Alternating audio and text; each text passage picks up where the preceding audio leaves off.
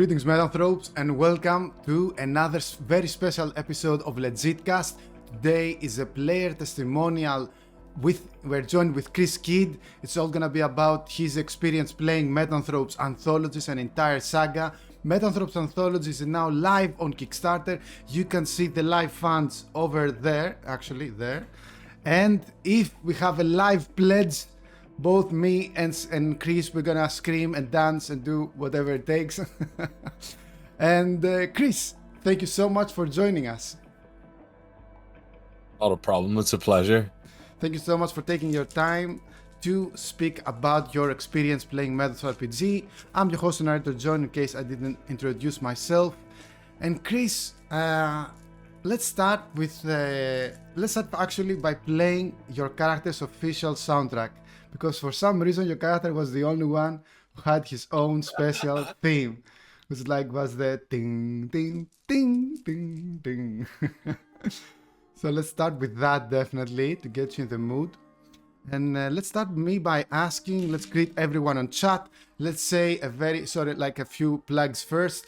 Thank you, very special thank you to everyone who has supported us thus far in Kickstarter, from the explorers exploring the field, from the chroniclers starting to create their own stories, and the collectors collecting artifacts and other experiences. And a big shout out to our very first orchestrator, Gold Zevzilian. Shout out to you, thank you so much. The multiverse is a safer place with you on our side. Speaking of the multiverse, so Chris, what surprised me when we met through RX Oliver's channel, shout out to RX Oliver, is that I think Oliver told me that you don't have much experience playing TTRPGs, right?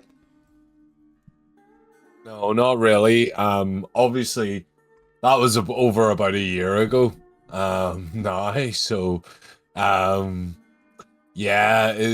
Since then, I've been playing probably once a week at least. But before that, not very much. It had always been something that had interested me, but I'd never really been able to dive into it the way that I have done over the past year. And what continued to surprise me is that you're a heck of a player. And I'm not talking about just combat tactics and so on. One would expect someone who doesn't have like background roleplay. You're a great role player, and maybe you had like the best roleplay out of the 3 and 4 who were participating, which is very high praise because they're very good role players. Thank you. If my head gets any bigger, I'm not going to be able to leave this room today. But yeah, seriously, your character had a lot of tragedy, a lot of pain in his background, physical and emotional. And if that wasn't enough, I decided to haunt your character with the ghost of your best friend who has died, just to give you some extra oomph to your roleplay. Yeah, it was definitely a sick time. It was a very challenging role to play, but at the same time it kind of made it easier the more depth that was there. And immediately when you mentioned that you had a best friend who was looking up to you, I was like, I'm gonna do something bad with that, or something nasty. And El Serpento was one of the favorite characters, side characters, one could say, in this saga. And we're gonna get to him a lot more because he also ties with the ending, which we're gonna get later on. But let's talk about NPCs in general. You face like the ever tentacle lady, Samsil. I know you're not good with names, but I know you remember them. The Magiman, and I don't know how you called Oneiros. Did you have like a special nickname from you? Oh, I don't think he even got a nickname. I think he was just like Pretty Boy or something like that. Yeah, it wasn't that creative. 99% of my role plays involve being as close to my real self. I'm terrible with names, so as soon as someone tells me their name, it's gone. So yeah, I thought, Hulk is very much a like character. So I was like, he's not gonna remember anyone's name. He's not gonna care enough. So yeah. As for your meta powers, you chose Size Shift to be your prime, and then you also became you developed some meta willpower, not all that much, and then you continued with thermal powers. How was that playing with all those meta powers? It was so cool. Like it got me into so many hijinks. Like of course, like spoilers in this if you haven't seen what is gonna happen. You know, I think that comes without saying.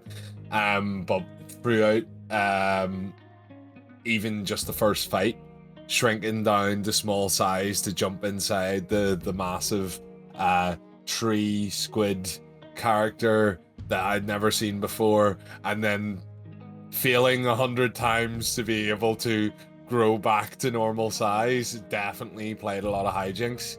And then like thinking off game, like strategically how I could improve my character so that, like, for example, we had mind control where I was controlled and fighting the team and they didn't know, and it was like, oh well, that better not happen again because they're all squishy and I'm the only one who can fight. So like thinking about those things was really cool, and I would say probably this is one of the best games for that, because every team member can have a role in that. And not only that, but you can, like, if you're not so strong in something, there's probably a meta power that'll help support, you know, where you need to be so that you can contribute a bit more. Indeed. Also mention meta stamina, which greatly helped you, your character. So you faced some weird encounters, from the first one in the Nether, where you fought like ghosts, but it wasn't just ghosts, it was very personal. This is the first encounter you had with El Serpento. And yeah, you got possessed, you almost killed another player with a possessed PvP. You also faced a very high budget action scene in an alien planet with the growing huge size and finding tentacle monsters and tentacle ladies. And then you had this like very climactic and bizarre encounters at the end, the final encounter with Oneiros's tower. Which encounter, like combat scene, I suppose, action scene, should I say, did you enjoy the most?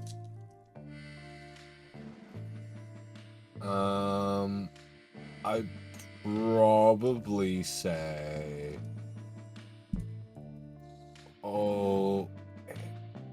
it would have been the alien one that would just stuck out with me the most. But I was very reserved there because I was like, I want to keep fighting, and everyone else was like, let's run away. And I was like, oh, okay. So I ended up flipping a coin to decide whether or not my conscience could let me go. But yeah, that definitely resonated most with me.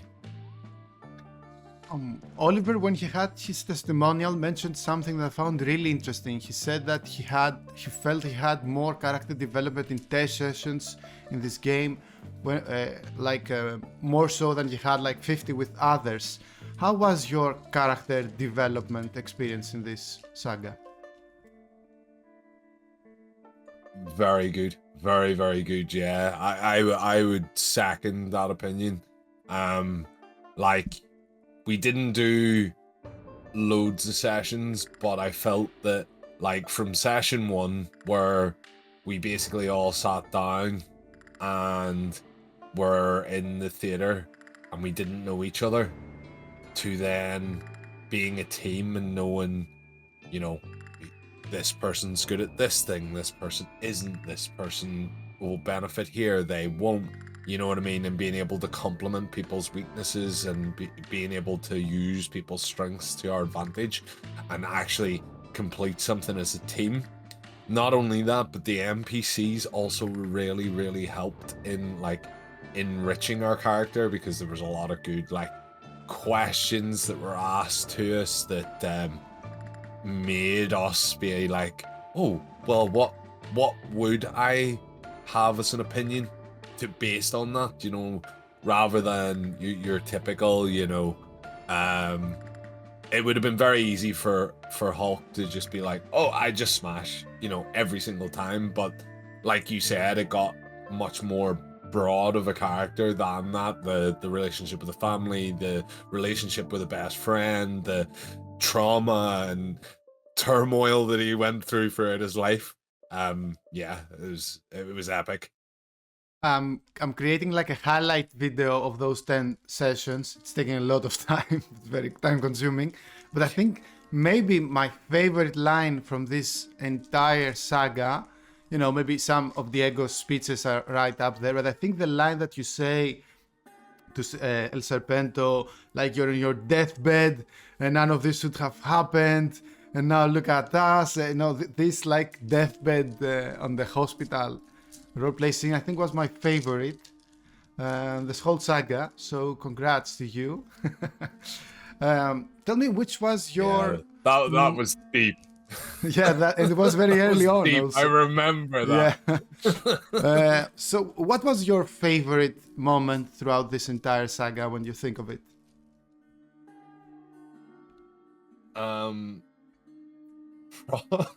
It's gonna sound really weird, but it was probably when we had downtime in between each because we were just like, for example, we were pissing about with each other, we were training together, we were, you know, going, well, this is what I can do now, and then like kind of just is this PG? No, not really. You can do whatever. Yeah. No, okay. Just waving our dicks around in the room, you know what I mean? Going, mine's bigger than yours is, you know what I mean? Which I just loved. I thought it was so good, and it gave us as players a lot of freedom to have fun, which I feel can be missing in a lot of TTRPGs. I think, yeah, I'm getting more feedback that players, I knew that already, but players really enjoy those non-main quest, I suppose, RP exchanges, like just sitting around, fooling around, waiting for something, training, downtiming. And I think like I need to remember to give more creative space to the players as such. And I think it's a good advice for every GM to have more downtime, more non-important scenes, and allow them to just be themselves in normal circumstances.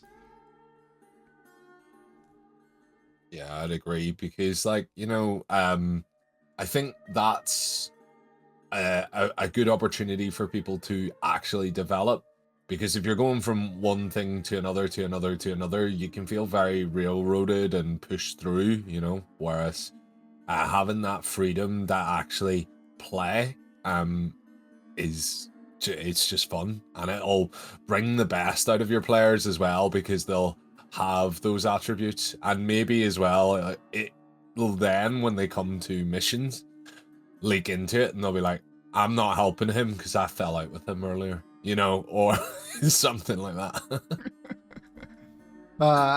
Player drama is great always. I always love it. And also PvP sometimes.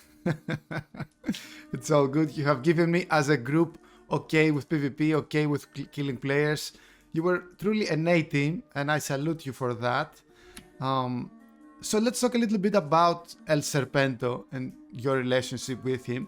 So what you have given me is that your character has undergone his metamorphosis through scientific procedures that were done upon him. It was consensual, I suppose, but he didn't get what he asked for. He just wanted some good roids, I suppose, to get back on the wrestling ring, and ended up with being like changing size. And El Serpento was there with you. He was your best friend, training partner at the time, and younger, and also looking up to you. he was the one who kind of suggested to go there and do this weird, shady operations, but it didn't work for him.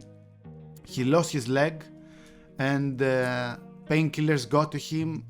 You know, we crossed some serious subjects like addiction and depression, and generally losing a limb when you're very physical, you know, as a person, as wrestlers are.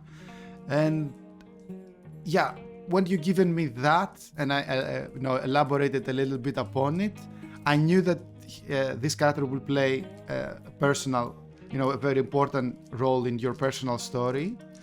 And as an antagonistic force, I knew it's great to have like your best friend turn into an enemy. So in the end, I also asked Oliver about the end because I made it, I think, on purpose a little bit ambiguous what the hell happened.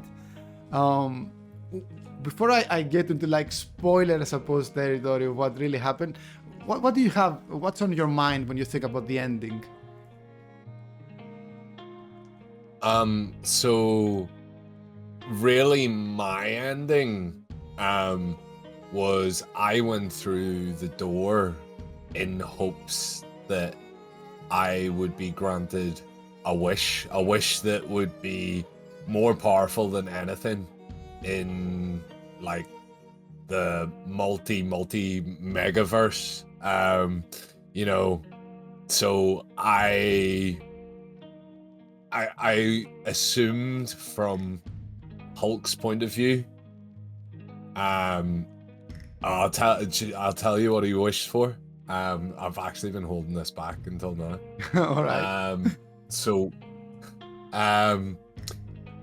his wish was to become the strongest ever composer. The same archetype as Stravo, or the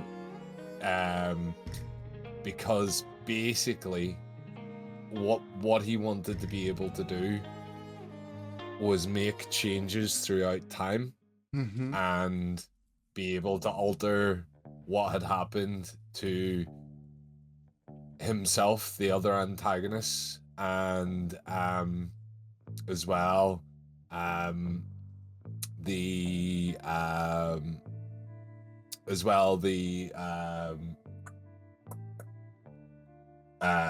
I can help his you with best names. friend, El Serpento. El Serpento. So he just didn't sit right with him how everything had unfolded, and he wanted to change it but not be him, if that makes sense. So the events that happened, but he didn't want to be him. He wanted to be a kind of omni figure of the orchestra. Yeah, nice, well said. So there are, you know, the fans, the forums are full of theories and questions about what happened in the end. Did Zorro cross the final door? Was it on Neiros? Because we saw them both entering a door at the opera, and then we had like this after credit scene with Oliver. So nobody really knows what happened in the end, and I like to leave it a bit ambiguous, a bit open to interpretation. What sometimes when I get like really into deep character, like last sessions, you know, something like that, special sessions, I do some things with my roleplay that I even surprise myself, like it doesn't really make sense. But I spent some time thinking about it, and I think it does. In the end, El Serpento has grappled you, and he was the one who slingshotted you inside the final portal to get to the last bit.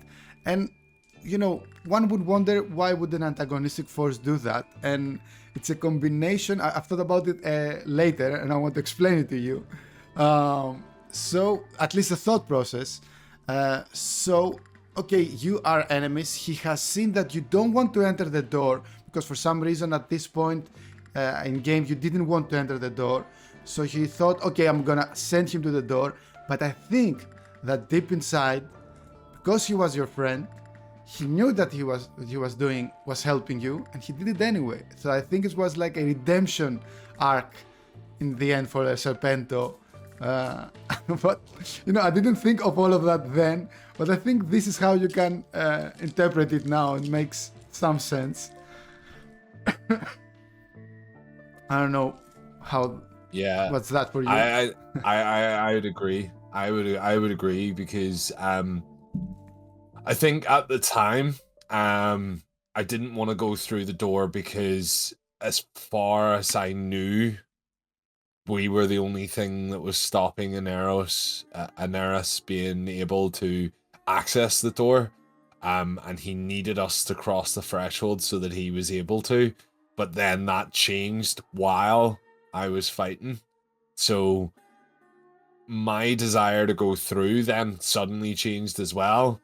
And I feel that, like, El Serpento was basically acting upon he doesn't want to go because of his new evil nature, but he was still deep down. He was still a friend. There's still love. There's bond there. Yeah. Which you can't simply break just by being like, oh, it's like one of those movie tropes where like the brother tries to kill the other brother, but he can't in the last second because we're actually brothers, I feel so too. I feel something like that happened. Also, it's a magic of getting really into your characters, whether you're a narrator and have multiple or a player have one.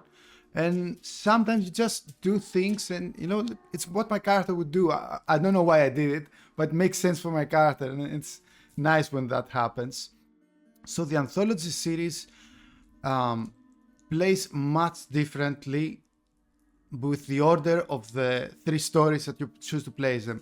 So you went from Nether to Ether to Astral, so from the past to future, and then you ended up with present.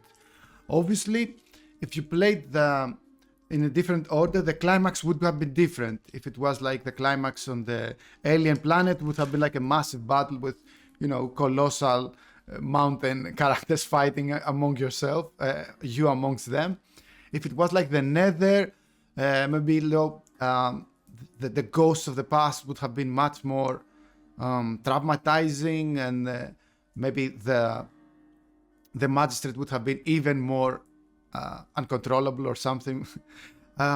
Which no matter the order that you play them, which story, like which world of the 3 you find the most appealing?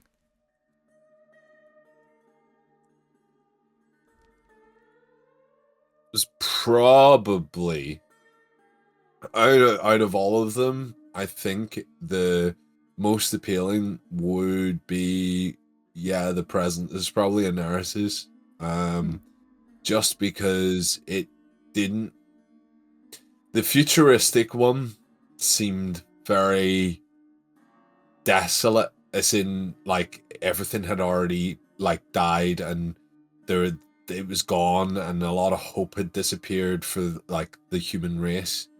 The past in the Nether was very dark and very doom and gloom, whereas like Aneris was more swanky, it was more luxury, it was more, like it would be somewhere you would actually want to spend time.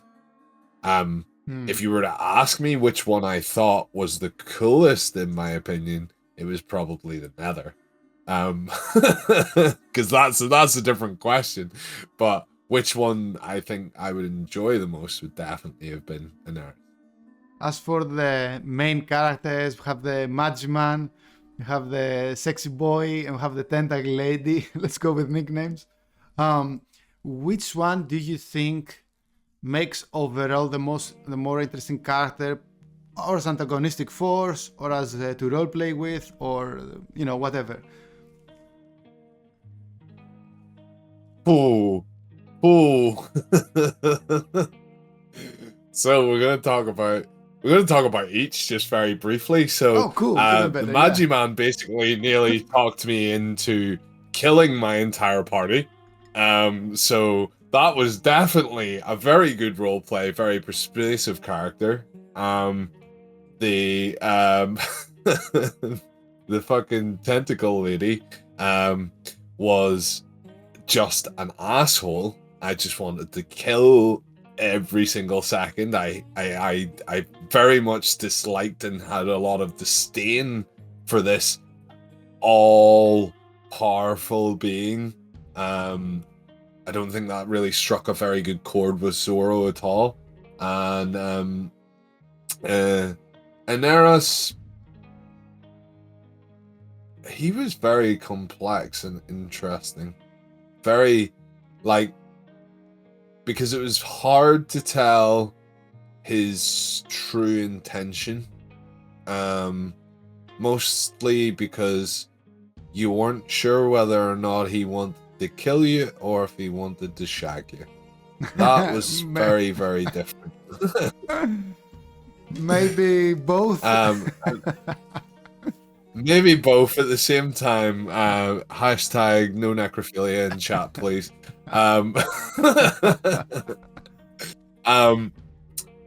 I think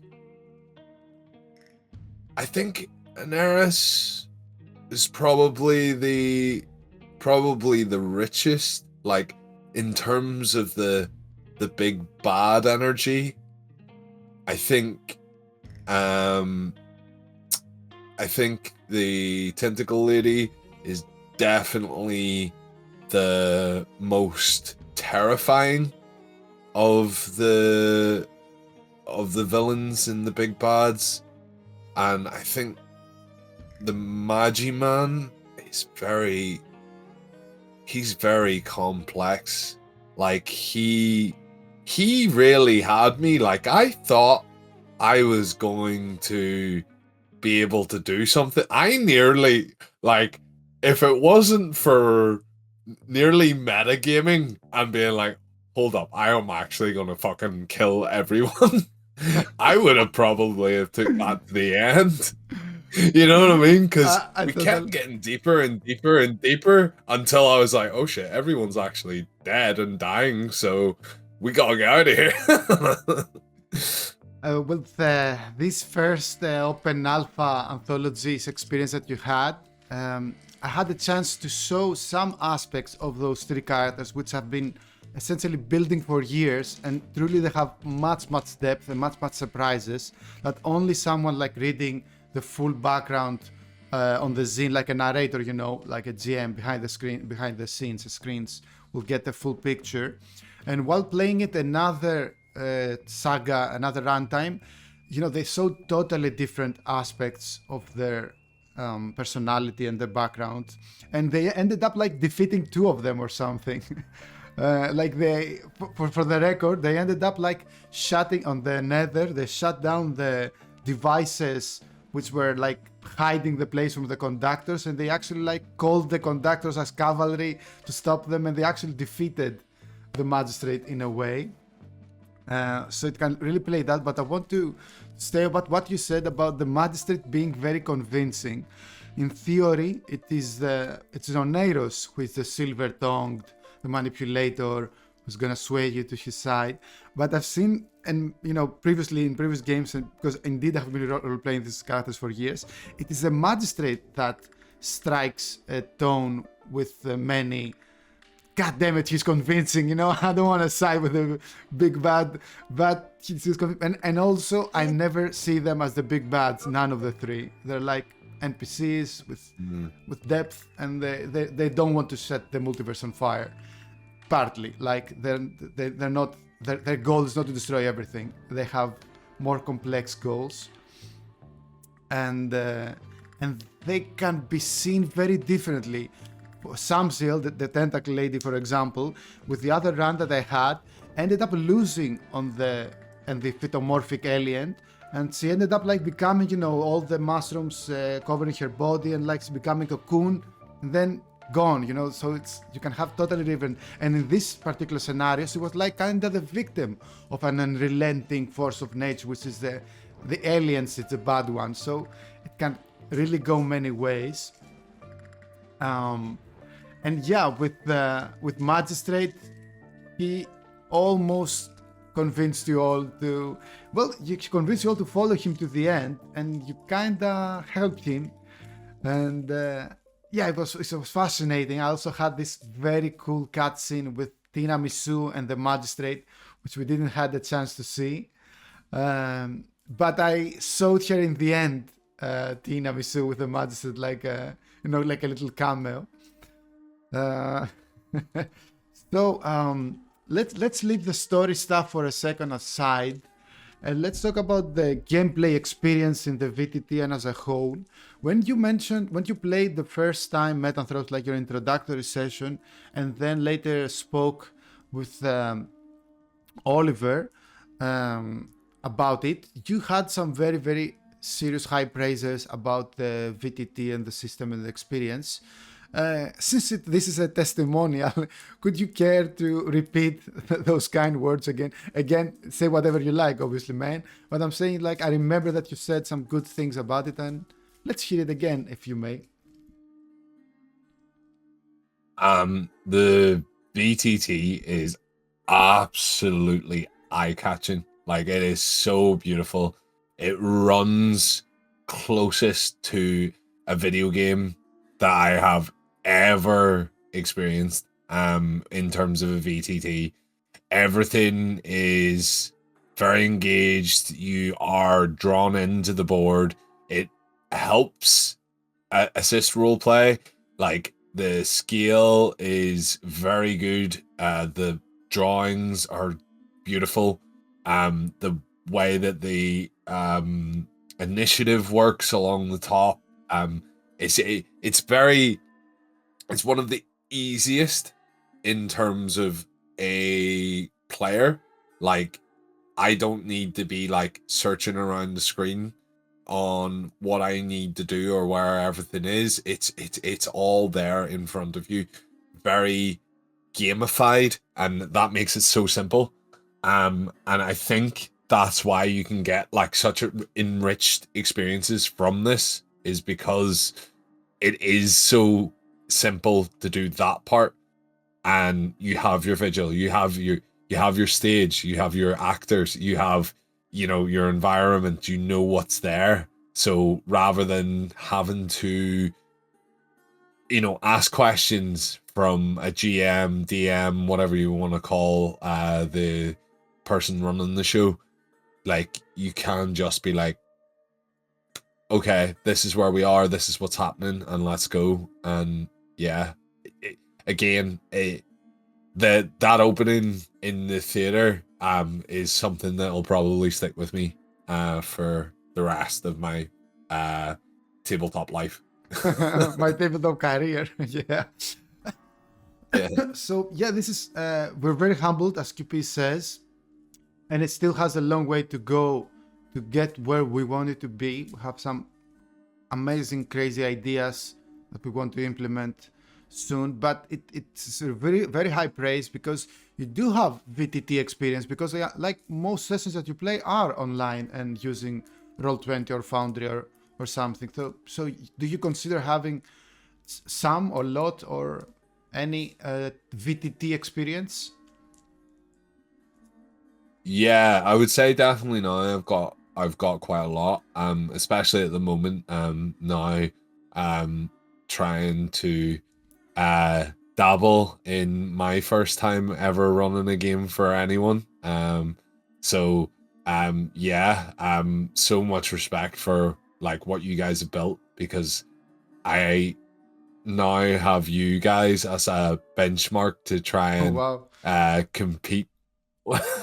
Yeah. Do you know what I mean? Yeah. I'm like, this was a top level experience. I gotta hit that benchmark, or I'm not doing a good job. Wow, that's indeed super high praise. And so you mentioned like video games, and I think one of the challenges I think it's a good word, that Metanthropes has right now, especially this campaign, which we included all those 3D graphics that we see on the trailers next to us. And I think it might scare some people away, as if like, is this a video game or a TTRPG? I'm not quite sure. We still get that question. We're getting it for day one, and now with the 3D cutscenes, it made it all more confusing. And we talked with Oliver about how, if those 3D and the way that they are actually assets and part of the VTT and not like a random 3D thing that we rendered just for a cinematic purpose. Do you think all those essentially video game elements that we bring into a tabletop role-playing game experience, even online, makes it easier, makes it harder to concentrate? What's up with the immersion? What are your thoughts on that? My opinion, I think it just adds to the immersion. I wouldn't feel that there would be anything that would be distracting from it. It would only be, you know, for example, if it was something that was very gaudy, you know, like for example, a PNG just slapped on top of something, you know what I mean, where you know that, oh, we're hitting the uncanny valley kind of thing here. But like everything that I experienced while I was playing like was sleek. It all fitted. It had the same art style. There was no, you know, immersion breaking things. And like having that where everything is characterized and it feels like it's all from the same world makes a massive difference in terms of, okay, we're in this room, this is happening. I couldn't ever describe it as being distracting, nor like at the end of the day, you want to play a game, right? So is a video game different than a tabletop game? Yes, but are there video games that are literally tabletop games? Yes. And do people play video games and tabletop games to have fun? Yes. So at the end of the day, if you are having fun, you're playing a game. So just sit the fuck down and calm the fuck down. It does not matter. Have fun, enjoy yourself, and have fun with the people that are around the table or sitting in front of you on your Discord call or whatever you're using to talk to people. You know, Skype, Zoom, I don't know, MSN. This will probably change in the next 10 years. Let's coin our next one. Bitserver.ex. Do you play more online or more physical? Like this 1 year of experience that you have or something? So I have, weirdly enough, I have played more online than I have in person. It's been, I expected that, yeah. It's been more accessible for me. However, because I play online, it's enabled me to then actually join games in person. And I've been to conventions where I've done one-shots, the likes of D&D and stuff like that, where I probably would have abstained from doing that because I was like, I don't know if it's my thing. Whereas like in, you know, I went to TwitchCon and I played D&D at TwitchCon, like, you know, and somebody thought I was famous because the streamer came over to say hello to me while I was playing D&D, and they were like, don't tell me you're a famous streamer. You didn't tell me that, now I'm under pressure. I was like, no, I'm not. So in theory, I guess you might have played more online games than in person? Yeah, that's definitely. Super interesting because you're like a new generation of TTRPG players who have, you know, combined TTRPG with playing online and using VTTs, I suppose, which are many people still which haven't crossed the line yet, and think like, ooh, you know, you miss the personal connection from up close. There are always technical difficulties. I miss the sound of the dice rolling, although Foundry does produce the sound and you see them. But I'm saying that there are arguments in both sides and you slowly pick which one you're enjoying your time the most. But I think the most important factor of playing online is meeting other people which you wouldn't have the access to. That was like the big. So it's not about if the VTT automations balance out the fact that you're not in front of you or something, in front of each other, but it is the connectivity, the connection with other people. So through Infinite Monkey Tales, I met Oliver. Through Oliver, I met you and Martin and Tina and Bruce, and created this team. And basically, this like few last years, I never actually played with online with anybody before. I was really anxious about it because English is not my native tongue, and although I might sound that I'm saying that I know what I'm saying most of the time, I'm just quoting movie quotes most of the time, and nobody notices. So what I'm saying is like I had the chance to play with you, meet other people, and this is the most important factor of playing online. I think you get to meet other people. Yeah, 100%. Like, I think I've met a couple of Greek people in my lifetime, but the opportunity of me and you sitting across from each other on a table, let's say 1 in 1.3 million, whereas the internet has allowed it to be so much more accessible that it's so easy. And at the end of the day, like that's a massive friendship, I would say. We're friends, right? John, Sure. I'm putting you in the seat now. We're Sure. friends. Yeah. We're online friends. We haven't met in person, but yeah, I think friendship crosses distance and and time and space. So yeah, but playing online,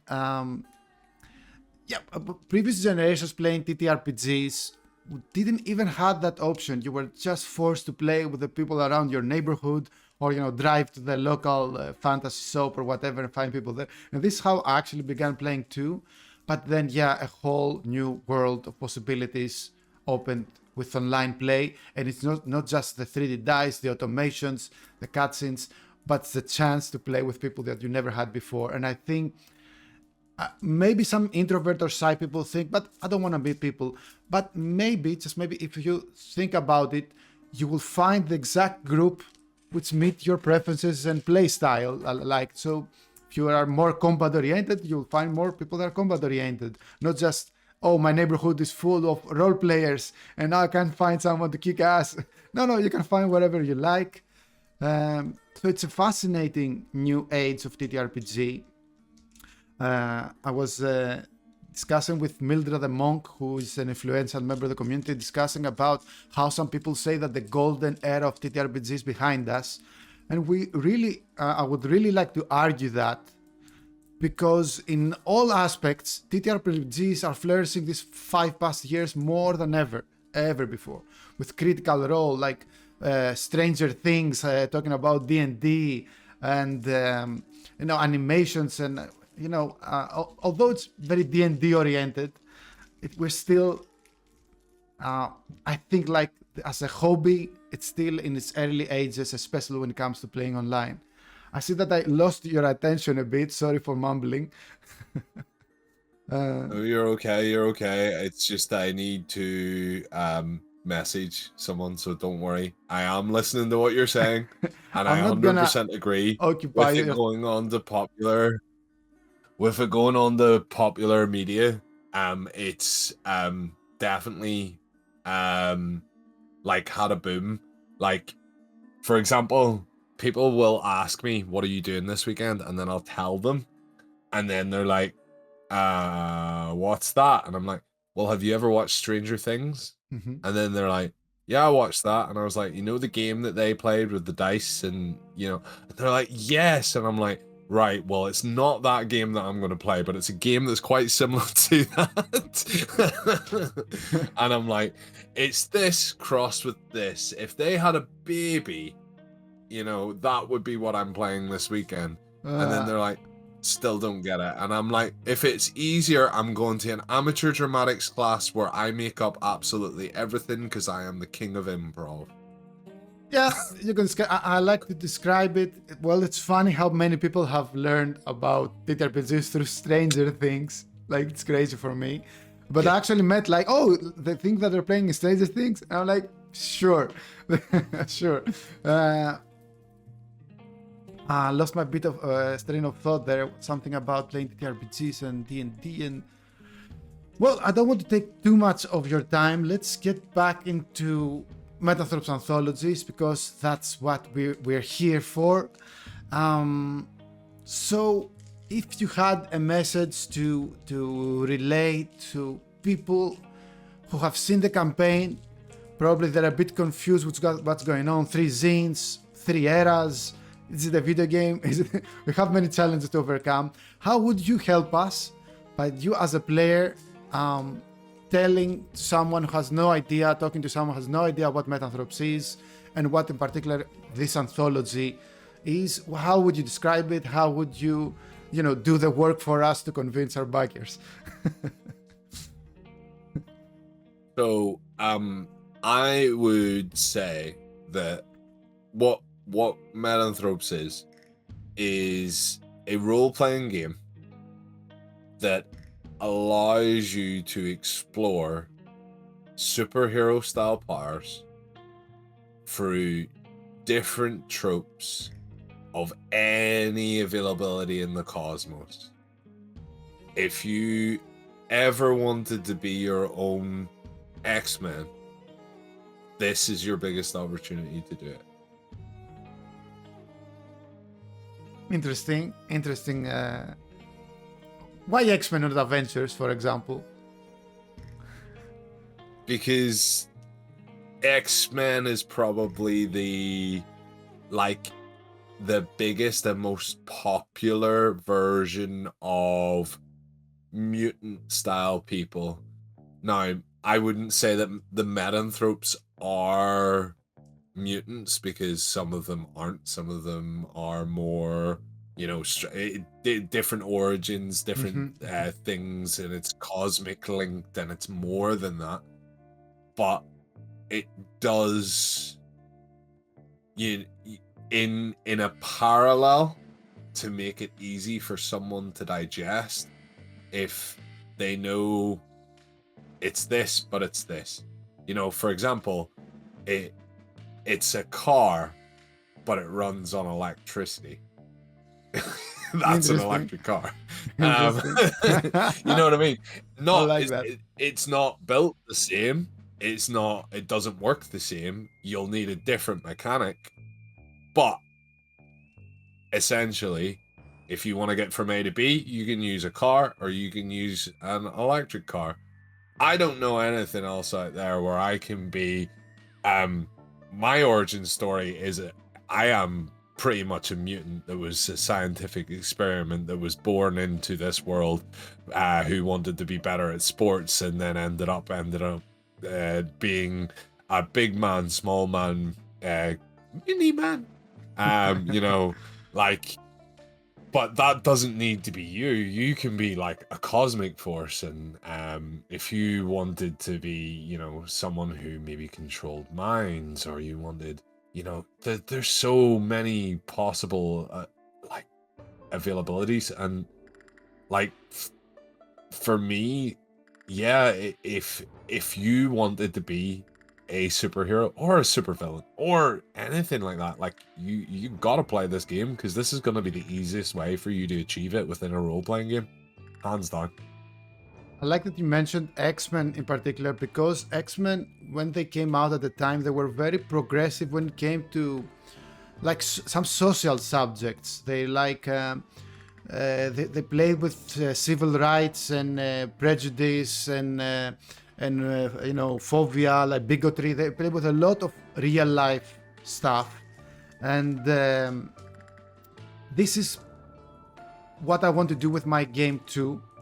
Metanthropes, meta like beyond, but also anthropes like humans. So I always want to bring this very personal, very relatable, humane aspect to playing like an overpowered deity. Essentially, we can wrap up worlds and destroy everything, or create everything. And as Oliver says, X-Men was a metaphor for the civil rights movement.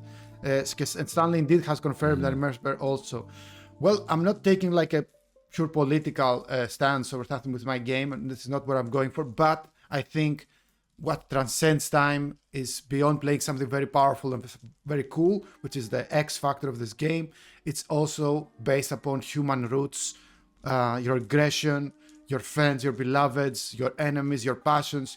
You may be, super meta intelligent and having all this willpower, but you still have your passions, you still have your, God damn it, I hate this guy, screw everything, I'm gonna against you, This is like a human behavior. And this is so important for the game to actually, this is what the game is all about. If we, like in real life, we had like Metanthropes with meta powers, would they like save the world all the time, or maybe they will do more personal stuff, or or explore this and that? We good? Okay.